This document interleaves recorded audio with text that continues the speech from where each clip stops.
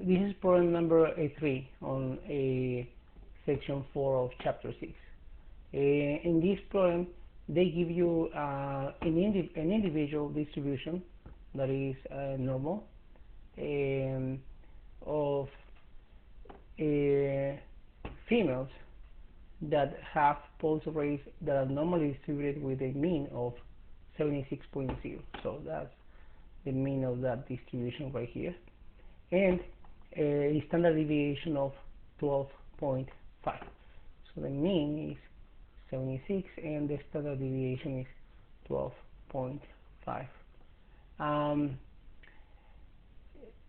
The first part says, if one adult female is randomly selected, find the probability that her pulse rate is less than 82 beats per minute. So basically, when you have a mean of 76 and a standard deviation of 12.5, if you add 76 plus 12.5, I'm sorry, I did it wrong here, 76 again, 76 plus 12.5, yes, I missed the point here, and 88.5 will be the first mark right here. Remember, each mark represents one standard deviation. Okay, if you keep adding another standard deviation, you get 101, and so like that. To the left side of this value, if you do 76 minus 12.5, that will be 63.5 minus 12.5, that will be 51. Okay, so they need the probability that her pulse rate is less than 82 beats per minute. So 82 is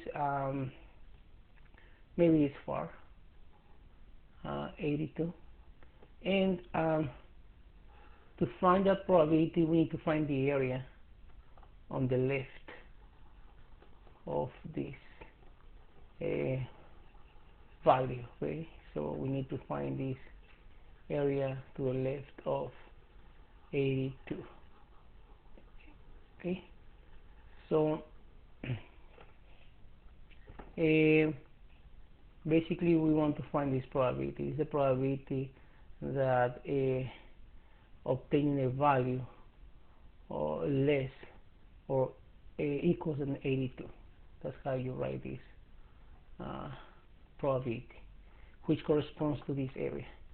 So the way you type it on the calculator is by pressing second vars. We select normal CDF, and on the lower limit you can leave it like this, the default, or you might type a negative 10,000. I like to use this number, negative 10,000, or any extreme low value, negative value here. The upper value will be 82, and the mean is 76 with standard deviation of 12.5. So we enter that information in that function, and we obtain that number 0.6843, which is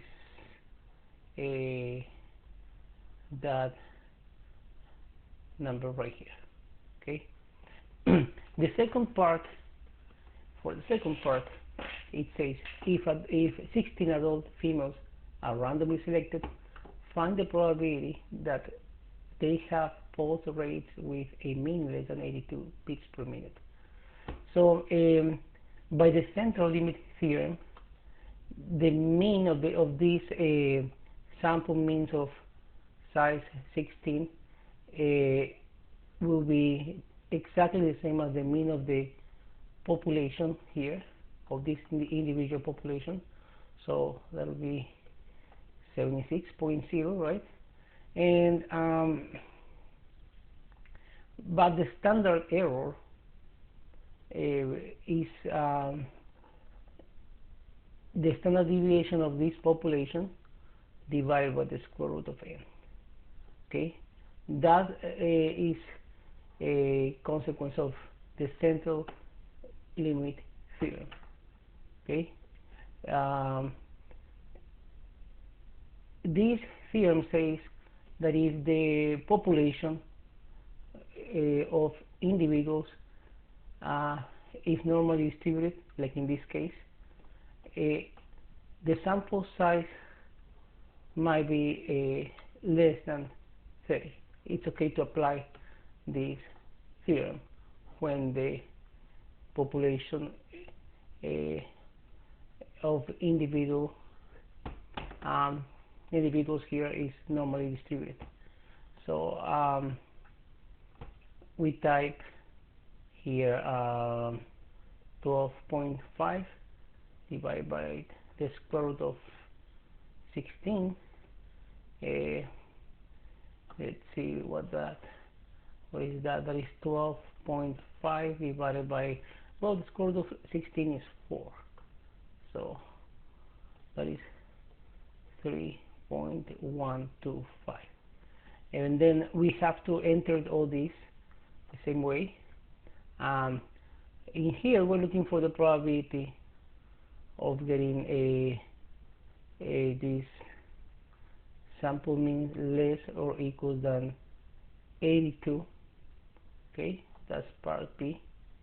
Okay, so the 76 goes here. 82 might be, let me check what is 76 plus 3.125. That is 79.125. That's this mark. And if you keep adding 3.125, that'll be here 82.25. So they want this probability, okay, less than 82. So 82 is a little bit, maybe it's far away here. Let me mark this one with an 82. Okay, and we are looking for the area on the left of that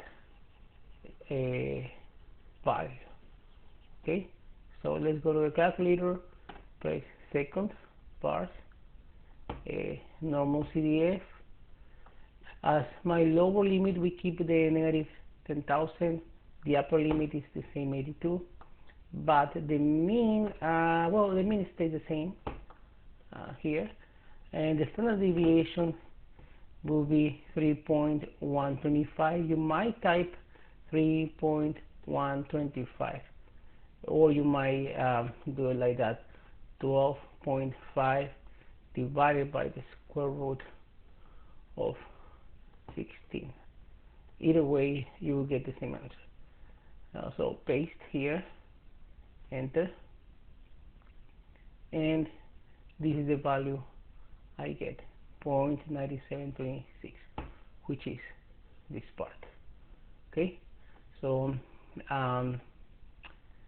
that's how you do this problem, and it's not that hard.